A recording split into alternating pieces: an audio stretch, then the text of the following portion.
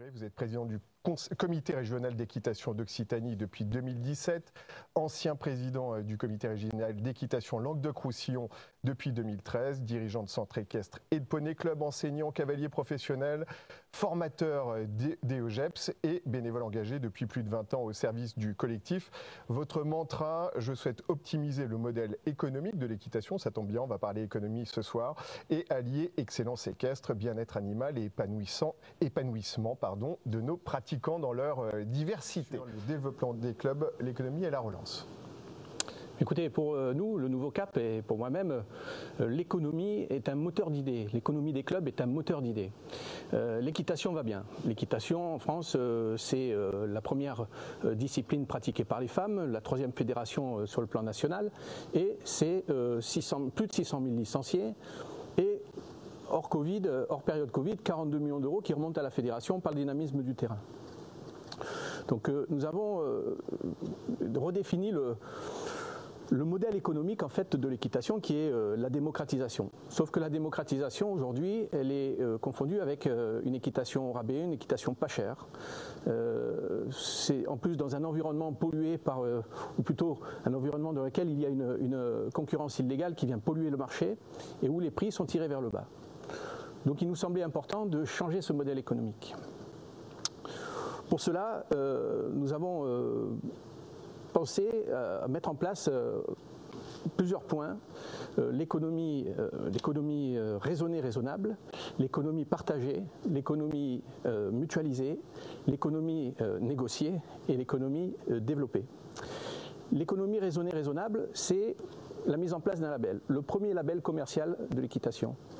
Un label qui prendrait en charge, qui prendrait en compte la juste rémunération de l'exploitation, en intégrant bien sûr les frais de structure, mais aussi la marge bénéficiaire. Aujourd'hui en équitation, la marge bénéficiaire n'existe pour ainsi dire pratiquement plus, d'autant plus que la fiscalité a grignoté une grosse part de cette marge bénéficiaire. Mais c'est aussi une façon de faire de la pédagogie avec nos pratiquants pour expliquer ce qu'est le coût de l'équitation. Le coût de l'équitation, de ce point de vue-là, permettrait de marginaliser la concurrence illégale et de la combattre pour enfin l'éradiquer. C'est donc le premier label commercial à destination des centres équestres.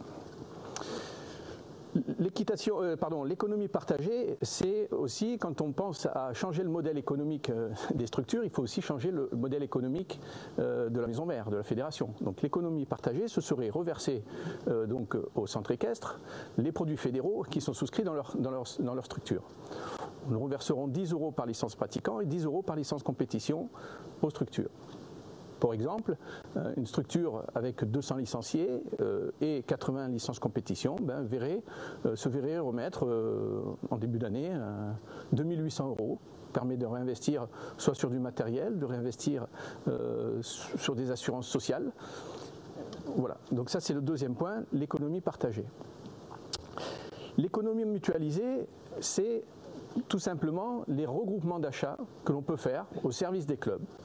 On va prendre quelque chose de concret, la sécurité, on pourrait acheter des gilets en masse, des gilets de sécurité, mais aussi ces petites bonbonnes qui coûtent très cher. Et le fait de les acheter en masse permettrait de les redistribuer, de les acquérir à moindre prix pour que les structures puissent les acquérir et en faire profiter d'ailleurs de ce prix à leurs licenciés directement. Mais l'économie mutualisée, c'est aussi nos délégués territoriaux, fédéraux, qui iraient chercher dans les niches des finances des territoires, en département, en région, dans les métropoles, toutes les finances qui peuvent remonter, soit pour faire de la promotion de l'équitation en général, soit pour aller chercher des financements directement pour les structures. En Occitanie, par exemple, il y avait des financements dédiés simplement à l'agriculture, duquel les centres équestres n'étaient pas dans le champ. On a réussi à le faire ouvrir. Et aujourd'hui, ils peuvent aller sur le pas élevage dans le cas de construction, d'installation ou de réparation de leur structure, pouvoir bénéficier de financement. L'économie négociée, c'est la fiscalité, entre autres. C'est la TVA. Aujourd'hui, nous nous engageons à défendre une fiscalité non pas à taux réduit, mais une fiscalité à 5,5. C'est important de bien préciser ce taux, parce que 10%, c'est à peu près l'équilibre dans lequel nous sommes aujourd'hui. Avec les tranches à 5,5 et les tranches à 20%, nous sommes dans une fiscalité qui s'équilibre à 12% à peu près. Et donc une fiscalité à taux réduit à 10% ne saurait satisfaire l'économie des centres équestres. Donc il faut bien pouvoir se positionner sur une fiscalité à 5,5. L'économie développée, bien sûr, c'est dans le cadre de la relance, bien sûr, de repartir de cette situation post-Covid pour faire la promotion de l'équitation, permettre à nos cavaliers de repartir et surtout de remplir nos centres équestres. Mais c'est aussi relancer la compétition qui aujourd'hui est à zéro. Dans nos structures, nos élèves sont désœuvrés, ils n'ont plus d'objectifs. Donc il va falloir faire aussi un effort sur la compétition pour relancer nos cavaliers dans une dynamique vers les compétitions. Voilà. Donc en fait, ce qui nous intéresse aujourd'hui, c'est bien de remplir les caisses des centres équestres avec une vision de l'économie vraiment à destination des clubs. Devrait-on se rassembler pour les achats de base, barres, chandeliers, fourches à foin, et surtout pour les assurances? C'est quelque chose que moi je connais bien, puisque je le pratique en région. On l'avait fait d'ailleurs plus particulièrement sur l'achat de granulés, où on avait été très compétitif et ça fonctionne toujours aujourd'hui. J'ai eu plusieurs autres prestataires qui se sont présentés, qui ont vu les tarifs, qui ont vu la qualité du produit, qui n'ont jamais pu se positionner. Donc en effet, c'est quelque chose qui peut convenir quand tout le monde respecte la charte. Ça fonctionne maintenant depuis 10 ans. Donc c'est des choses qui sont possibles. Alors sur l'achat de barres, etc., puisque la question concerne les barres et les chandeliers, la problématique c'est le transport. Si c'est pour gagner de l'argent sur le volume d'achat et le perdre sur les transports, c'est pas une solution non plus. Mais ça ne veut pas dire qu'il ne faut pas se pencher sur la question.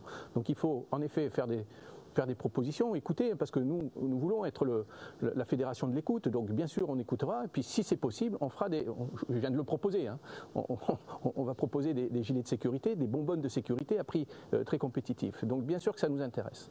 Les assurances, c'est très important, il faut positionner la fédération vis-à-vis des assurances, notamment les assurances sociales, enfin les complémentaires et les assurances vieillesse, parce que on l'avait vu l'autre jour,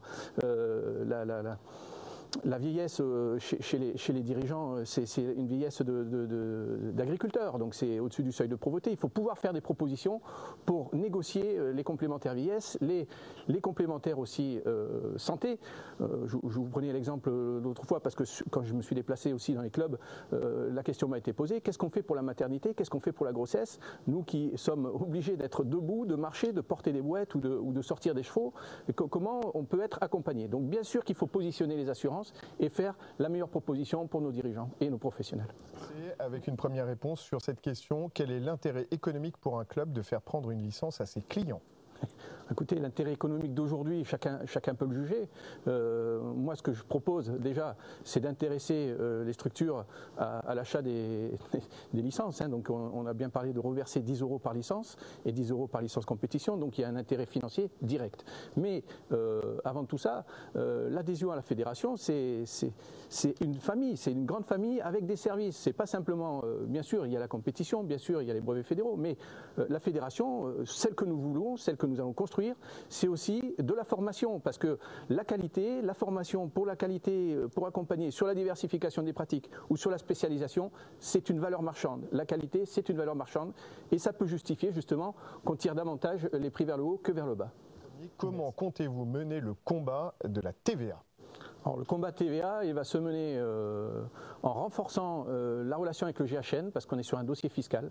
C'est en s'adressant au GHN, bien sûr, en l'accompagnant, en lui donnant du poids, mais aussi en investissant. C'est-à-dire qu'il faut pouvoir aller avec des avocats fiscalistes à l'Europe, tout en conservant des discussions sur le plan national. Le combat politique, il est là. Il est en investissant des moyens pour faire gagner de l'économie aux structures. Après, il ne faut pas oublier que la première fois, on a réussi le combat TVA, parce qu'il n'est pas complètement raté, il y a une partie qui reste à 20%, mais dans la majorité, il est réussi parce qu'on a posé un problème politique à l'État. Les poneys étaient dans la rue. Donc s'il faut monter une armée de cavaliers pour aller jusqu'à l'Europe, je serai en tête.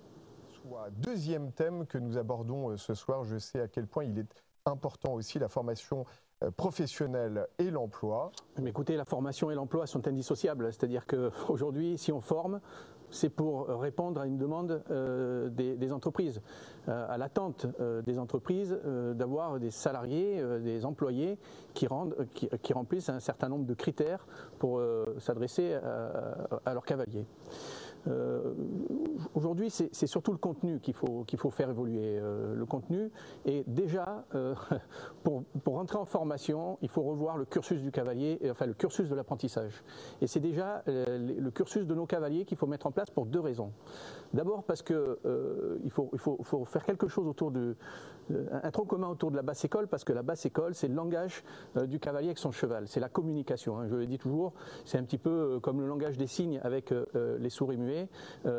S'ils se trompent en croisant les doigts, c'est fini, il n'y a plus de communication. À cheval, c'est pareil, on utilise des aides, et dès qu'on ne met pas les aides en place, on fait travailler le cheval dans la contrainte, alors que quand tout est en place, on libère le mouvement, le cheval trouve du confort. Donc il faut bien, pour deux raisons, revoir tout le cursus du cavalier. D'abord, c'est remettre du bagage technique, remettre de la culture équestre, et deuxièmement, remettre de l'homogénéité dans les niveaux. Aujourd'hui, les gens rentrent en formation avec des niveaux complètement disparates. Il faut que les gens rentrent en formation avec un niveau homogène, un minimum requis. Voilà. Donc, revoir le cursus du cavalier et ensuite revoir le contenu de nos formations. En effet, aujourd'hui dans nos formations, on ne parle pas assez de cheval. Il faut continuer ce travail de cursus de cavalier, de la basse école, il faut la continuer, la confirmer dans la formation parce qu'il faut croiser le cheval et l'humain. Il faut être à la fois un formateur de cheval, parce que de toute façon, les chevaux de club, ils n'arrivent pas en claquant dans les doigts. Les chevaux de club, ils arrivent parce qu'on les a fabriqués, parce qu'on a pris le temps de les monter, de les dresser et d'en faire des chevaux adaptés. Mais c'est aussi être pédagogue. Donc bien sûr qu'il faut continuer d'être dans la culture psychologie humaine, etc. pour s'adresser au public et puis pour que chacun s'épanouisse, parce qu'il ne faut pas imposer une équitation. Chaque cavalier va arriver avec ses envies, sa pratique d'équitation préférée. Il y en a qui vont aller sur le sport, sur les disciplines olympiques, et puis cette richesse de l'équitation qui est la diversification des pratiques. Donc il faut pouvoir à la fois rester technique, rester pédagogue et élargir le champ des compétences. Soit, par exemple, les DEGEPS, on sera plus sur des techniciens, et les BPGEPS, il faut qu'ils soient des vrais animateurs. L'animateur, mais au sens noble du terme. C'est l'âme du club, l'enseignant. Donc il faut vraiment... alors bien sûr, en 1 an, 2 ans, on ne peut pas avoir des compétences extraordinaires. De toute façon, je vais vous dire, les compétences, elles se font dans le temps. Elles ne se font pas... Le diplôme, ce n'est pas des compétences, c'est un minimum requis, on va dire. Mais c'est pour ça d'ailleurs que derrière, ensuite, il faut partir sur de la formation continue. Il faut continuer d'accompagner nos enseignants parce que leur cursus, leur savoir, leur culture équestre, parce qu'on est bien là pour transmettre un savoir, hein, c'est l'enseignement, c'est transmettre un savoir. Donc la culture équestre, il faut pouvoir se l'approprier, élargir le champ des compétences des enseignants pour reculer le moment où l'élève atteint ses limites. Parce qu'aujourd'hui, les élèves, finalement, avec les types de formation qu'on a, les limites des élèves arrivent très vite. Donc, dans le cadre de la fidélisation, ceux qui ne sont pas sur des compétitions et qui ne sont pas spécialisés, ben, souvent, ils nous échappent. Donc, il faut intéresser, et puis, le cheval, c'est formidable, c'est un champ, c'est un rayonnement pour intéresser la passion qu'on a. Déjà, pour faire ce métier, il faut vraiment être passionné. Donc, cette passion, on la cultive, on la partage. Il faut reculer au maximum le champ des connaissances, et nos enseignants doivent être consolidés et accompagnés tout au long de leur carrière. Formation continue des moniteurs, animateurs, point d'interrogation. Formation continue, dans ma région, on en fait par-dessus la tête. Hein, pratiquement toutes les semaines, il y a un thème qui est abordé. La semaine dernière, c'était le Hunter, la semaine d'avant, c'était le Mountain Trail. Voilà. Alors, bien sûr que ce sont des formations continues qui s'adressent à tous les professionnels et pas que aux enseignants, parce qu'il faut continuer d'entretenir sa qualité soit d'enseignant, soit sa qualité de cavalière, soit sa qualité, je dirais, d'animateur, puisqu'on peut aussi découvrir les différentes disciplines, pas pour se spécialiser, pour faire de la compétition, mais pour mieux l'enseigner. Donc c'est très important pour nous. Et ce que je propose souvent, moi, dans ce programme pour la fédération, c'est quelque chose que je fais déjà en région et qui marche. Merci Jacob Legros. Avant-dernière question de cette soirée, qui est d'abord une affirmation, vous allez voir, puis une question. Aujourd'hui, l'offre des moniteurs ne correspond pas à la demande des clubs et de la clientèle. Comment souhaitez-vous faire évoluer la formation BP? C'est à vous. Tout simplement par l'écoute et la concertation. C'est la manière dont veulent se vendre les centres équestres, les clubs, qui est importante. Parce que la fédération, elle est là pour accompagner chacun dans son projet. En effet, on va accompagner les cavaliers, les pratiquants dans leurs projets équestres, mais il faut surtout accompagner les dirigeants, les professionnels dans leurs projets professionnels.